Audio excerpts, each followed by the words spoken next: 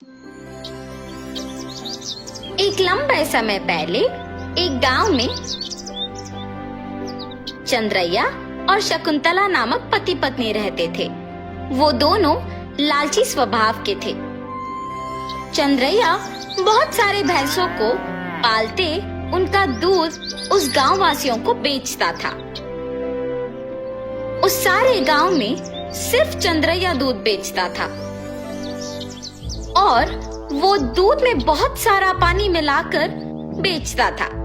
इतना ही नहीं, वो कम से कम उन भैंसों के बच्चों को भी पीने के लिए दूध नहीं बचाता था। एक दिन जब चंद्रैया दूध लेके गांव को बेचने जाता है, चंद्रैया, तुम्हारे दूध में दिन प्रतिदिन पानी की मात्रा ज्यादा हो रहा है। तुम्हारे पास इतने भैंस होने के बावजूद तुम पानी क्यों मिला रहे हो? अगर तुम्हें पसंद है तो मुझसे दूध लो, वरना नहीं। मैं यही दूध किसी और को भी दे सकता हूँ। ऐसे गुस्से से बात करके वहाँ से चला जाता है।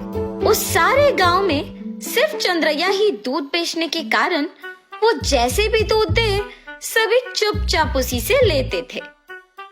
जहाँ वो भैंसों को रखता था, उसके बगल में एक बड़े पेड़ पर एक भूत रहती थी। हमेशा की तरह चंद्रैया सारे भैंसों के पास जाकर उनसे दूध निचोड़ के पानी मिला के सबको बेचने जाता है।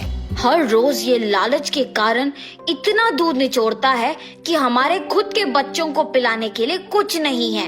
इतना ही नहीं, हम हर रोज देखते हैं कि वो दूध में पानी मिलाता है। हम बचपन से उसी के पास बड़े हुए हैं, इसलिए हम कुछ नहीं कर पा रहे हैं, लेकिन हमें उसे एक सबक सिखाना ही होगा। ऐसे आपस में बात करते रहते हैं। जब वहाँ की भूत उनकी बातें सुनकर सोचती है, हर रोज इन भैंसों की दुखी बातें मैं नहीं सुन पा रही हूँ, और इतना ही नहीं, इस आदमी के दूध में पानी मिलाने के कारण गांव वाले भी दुखी हो रहे हैं। इन भैंसों की सहायता से ही इस आदमी को सुधारना होगा। ऐसे सोचकर वो भूत उन भैंसों के पास आती है। तब मैंने तुम सब की बातें सुनी है। अगर तुम लोग मेरी बात सुनोगे तो तुम्हारे मालिक को सुधार सकते हैं। कौन हो तुम? तुम हमारी बातें सुन सकती हो? मैं एक भूत हूँ, इसी पेड़ पे रहती हूँ। मैं हर रोज तुम्हारी बातें सुनते रहती हूँ। हम तुम्हारी बात सुनेंगे, मगर वादा करो कि तुम हमारे मालिक को कुछ नहीं करोगी, सिर्फ उन्हें एक सबक सिखाओ, बस। ठीक है, तुम्हारे मर्जी के अनुसार उन्हें कुछ नहीं करूंगी। ऐसे कह के हमेशा की तरह चंद्रैया उनसे दूध निचोड़ने जाता है। जब वो निचोड़ने लगता है, तब वो भैंस उसे जोर से लात मारती है। बाप रे शकुंतला, मेरा पीठ टूट गया। ऐसे जोर से चिल्लाने पर शकुंतला अपने पति के पास आती है। अरे रे, क्या हुआ? आप गिर कैसे गए? उस भैंस को आज कुछ हुआ है। जब मैं दूध निचोड़ने गया तो उसने मुझे जोर से लात मारा। आप रुकिए, मैं भी जरा देखूं कि ये भैंस दूध कैसे नहीं देगी।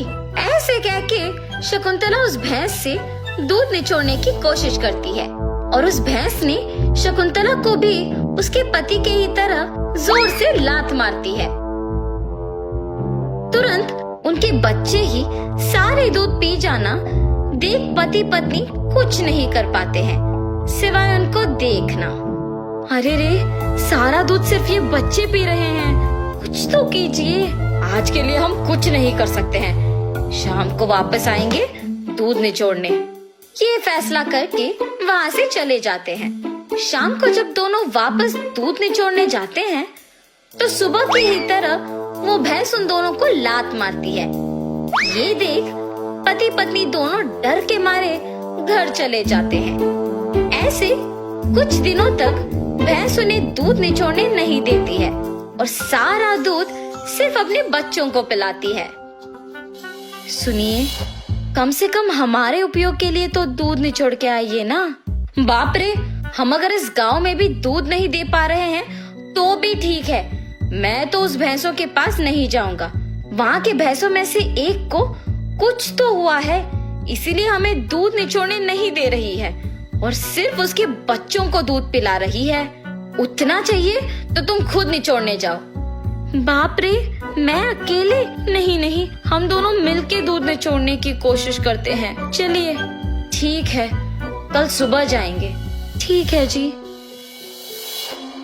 भैंसों के पास जाते हैं। शकुंतला, पहले तुम जाओ। ऐसे कहने पर शकुंतला उन भैंसों के पास जाके दूध निचोड़ने की कोशिश करती है। जब वो निचोड़ने की प्रयत्न करती है तो वो भैंस जोर से लात मारती है। बिना दूध दिए अपनी पत्नी को लात मारने के कारण चंद्रैया को गुस्सा आता है और वो एक डंडे से भैंस को मारने लगता है। मेरी पत्नी को दूध निचोड़ने नहीं दोगे तुम? हाँ? ऐसे कहते हुए जोर जोर से मारता है, मगर उस भैंस की जगह चंद्रैया खुद पिटता है और इसी कारण उस भैंस को मारना बंद कर देता है।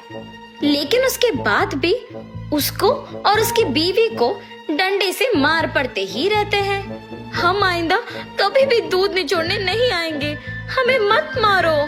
अरे हिम्मत है तो ऐसे दिखे बिना नहीं, सामने आके मारो हमें। ऐसे कहने पर वो भैंस अचानक एक भूत के रूप में बदल जाती है। मैं ही तुम लोगों को मार रही थी।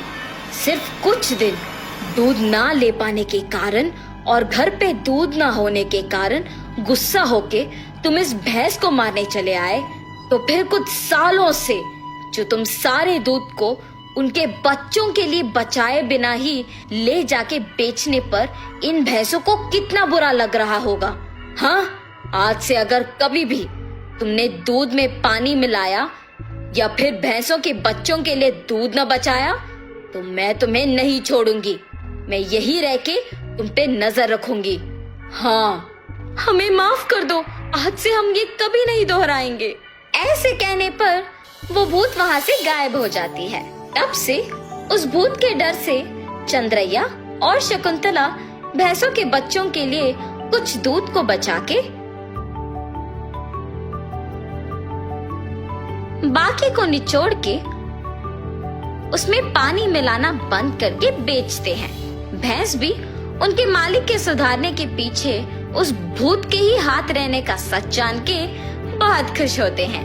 गांव वाले सारे चंद्रैया को अच्छा गुणवत्ता वाले दूध देते हुए देख खुश होते हैं कि उसमें बदलाव भी आया है।